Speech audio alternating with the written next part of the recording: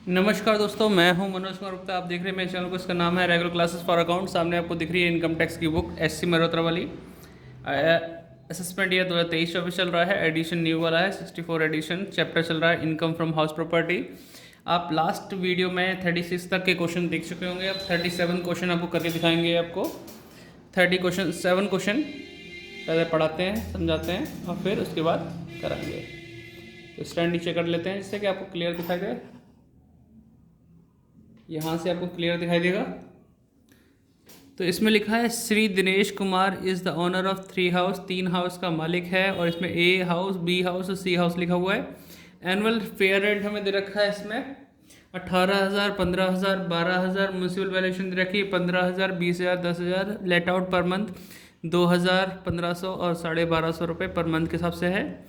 Use bye tenant, tenant ने कैसे use किया है? ये रेजिडेंशियल खुद के रहने के लिए। टेनेंट खुद रह रहा है यहाँ पे, ऑफिस चला रहा है यहाँ पे, खुद रह रहा है।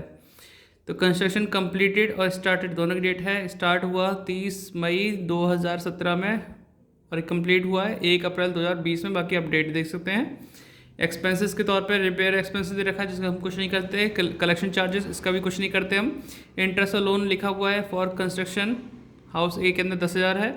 For the marriage of daughter 6,000। B house में लेके इसका कुछ यूज़ नहीं होगा। फॉर रिपेयर यहाँ पे है 1,000 रुपये, इसका यूज़ होगा थर्ड वाले हाउस में।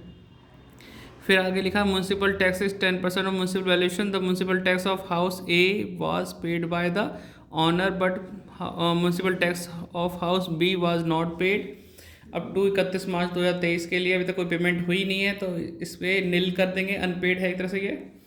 The municipal tax of house C was paid by tenant, tenant यानी किराएदार पे कर रहा है, इसको भी माइनस नहीं करेंगे, नील कर देंगे। The third house remain vacant for 4 month. Third house 4 महीने खाली रहा है, तो यानी कि जो किराया हमारा लिखा हुआ है ना यहाँ पे 1250, वो सिर्फ हमें 8 महीने का मिलेगा। तो 1250 इंटू 8 कर लेंगे, उसमें 8 यानी कि compute income from house property for the assessment year 2023-24। तो ये क्वेश्चन है, अगर बुक है तो ठीक है, अदरवाइज बुक दूसरी राइटर की है। तो डिस्क्रिप्शन में, इस वीडियो के डिस्क्रिप्शन में लिंक है, आप चाहें तो बाय कर सकते हैं। ठीक है, आगे भी काम आएगी पढ़ने के लिए, नॉलेज गेन करने के लिए। क्योंकि इस बुक से करने के बाद क्वेश्चन आप किसी भी बुक के क्वेश्चन कर सकते हैं बहुत आसानी से, इसलिए हम इस बुक को चलाते हैं। ये फेवरेट रहती है बच्चों की, इसमें एक अच्छे तरीके से सिखाया गया है इसमें। ठीक है, तो इसका पैटर्न बढ़िया रहता है। अब इसका क्वेश्चन का सोल्यूशन कराते हैं, आपको बताते हैं। बाकी डिस्क्रिप्शन में कुछ लिखा है, पढ़ लेना, तब तक मैं क्वेश्चन सोल्यूशन कराता हूँ। तो ये क्वेश्चन का सोल्यूशन हो रखा 37 question number. Computation of taxable income from house property for the assessment year 2023-24। पहला हाउस है, house A is used for let out for residential purpose. First हमने लिखा इसके अंदर म्यूनसिपल वैल्यू जो कि 15,000 है। फेयर रेंट हमें दे रखा है इसमें 18,000। एक्चुअल रेंट हमें 2,000 के हिसाब से 24,000 रुपये रिसीव हुआ। अब हम करेंगे जैसे यहाँ फर्स्ट नंबर या सेकंड नंबर या थर्ड नंबर डाल दिया। अब इन दोनों में कंपैरिजन करो, म्यूनसिपल वैल्यू फेयर रेंट में ज़्यादा कौन सा है, तो 18,000 ज़्यादा है। एक्सपेक्टेड रेंट आ गया हमारा 18,000। अब मैं जैसे जैसे आगे बढ़ाता रहूँ, आप इसे वीडियो को पॉज करके नोट डाउन करते रहें, फिर दोबारा मौका नहीं मिल पाता। एक्सपेक्टेड रेंट 18,000 आ गया। एक्चुअल रेंट हमने second point same to same ऊपर से उठा के लिख दिया। इन दोनों में से ज़्यादा क्या है, 24,000, जो कि आ गया हमारा ग्रॉस एनुअल वैल्यू। उसमें से लेस करेंगे म्यूनसिपल टैक्स 10%, म्यूनसिपल वैल्यू को करना था। म्यूनसिपल वैल्यू है 15,000, 15,000 का 10% 1,500 माइनस करेंगे 22,500 आ गया एनुअल वैल्यू। शॉर्ट फॉर्म लिखा AB। अब लिखेंगे less deduction section 24 30% of AV, इसका हम 30% निकालेंगे 6,750 आ जाएगा। इंटरेस्ट लोन 10,000 दे रखा था, वो 10,000 लिख दिया हमने। क्वेश्चन में से देख के दोनों को प्लस करेंगे 16,750 आएगा। फिर इसमें से माइनस करेंगे तो आंसर आएगा आपका 5,750, जो कि इनकम फ्रॉम हाउस प्रॉपर्टी आ गया। पहला हाउस कंप्लीट हो गया। ठीक है, आप इसे नोट डाउन कर लीजिए, वीडियो पॉज कीजिए, मैं आगे बढ़ता हूँ। तो अब है हाउस बी की बारी। Second point, house B is use for let out for office, किराए पे दे रखा है ऑफिस चलाने के लिए। अब यहाँ लिखा है म्यूनसिपल वैल्यू 20,000 और इसमें म्यूनसिपल वैल्यू के बाद फेयर रेंट है 15,000। एक्चुअल रेंट होगा 1,500 इंटू 12, 18,000 आ गया 18,000।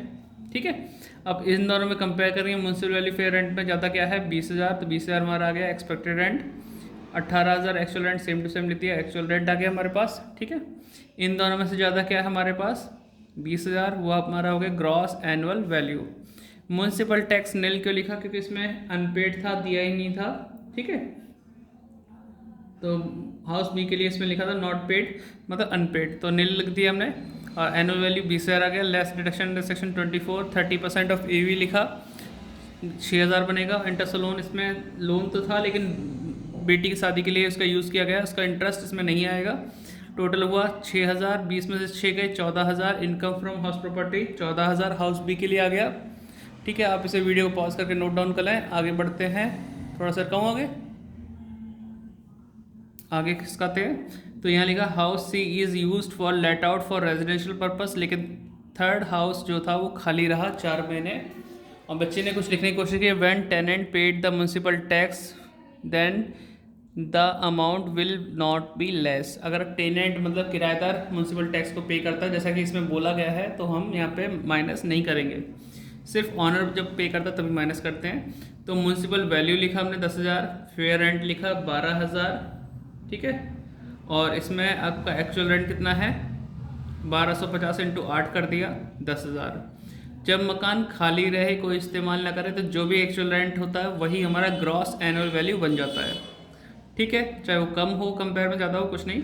फिलहाल हम अगर एक्सपेक्टेड निकालेंगे, इन दोनों में से ज़्यादा क्या है 12,000 लिख दिया, actual rent 10,000 same to same लिख दिया। इन दोनों में से ज़्यादा कुछ भी हो, हमें सिर्फ एक्चुअल रेंट पे फोकस करना है। एक्चुअल रेंट कम होगा तो भी 10 से वही लिखा जाएगा, और ज़्यादा होगा तो भी वही लिखा जाएगा। तो ग्रॉस एनुअल वैल्यू क्या आ गया 10,000 रुपये। लेस म्यूनसिपल टैक्स नील, क्योंकि यहाँ पे टेनेंट ने पे किया था इसलिए नील लिखा। माइनस करके एनुअल वैल्यू आ गई, तो इसमें थोड़ा करेक्शन करना पड़ेगा। Annual value 10,000, less deduction under section 24, ठीक है। अब डिडक्शन अगले पेज पे सॉल्व करेंगे। आप इसे वीडियो को पॉज करें और यहाँ पे नोट डाउन कर लें, ठीक है। उम्मीद कर रहा हूँ लिख लिया होगा, क्योंकि पॉज करने के बाद आपने कितनी देर पॉज किया मुझे नहीं पता चलेगा, लेकिन मैंने तो आइडिया लगाया कि आपने लिख लिया होगा।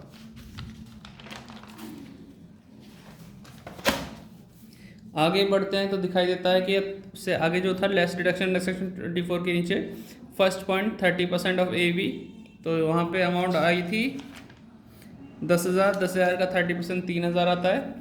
और इंटरेस्ट लोन 1,000 रुपये रिपेयर के लिए यूज़ किया था, तो 1,000 रुपये लिख दिया। टोटल करके 4,000, 10 में से 4 गए 6 आ गया amount. Income from house property आ गया। अब total taxable income from house property कैसे निकालेंगे, फर्स्ट वाला प्लस करेंगे, सेकंड वाला प्लस करेंगे, थर्ड वाला करेंगे। तो 5750 आ गया पहले में, सेकंड में आपका 14,000, थर्ड में है 6,000, टोटल किया 25,750 आ गया, ठीक है। कोई दिक्कत तो नहीं, यही हमारा आंसर है, आप नोट डाउन कर लीजिए। तो मिलते हैं नेक्स्ट वीडियो में। आप ख्याल रखिए, पढ़ाई करते रहिए। कोशिश यही है कि मैं आपका जितना सिलेबस हो करवाने की कोशिश करूं, लेकिन देखो टाइम कम है, मैं भी कितना कर पाऊंगा, तो इसलिए आप पुरानी वीडियो में हेल्प लीजिए, अपनी बुक सामने रखिए और उसे करना शुरू कर दीजिए, ठीक है।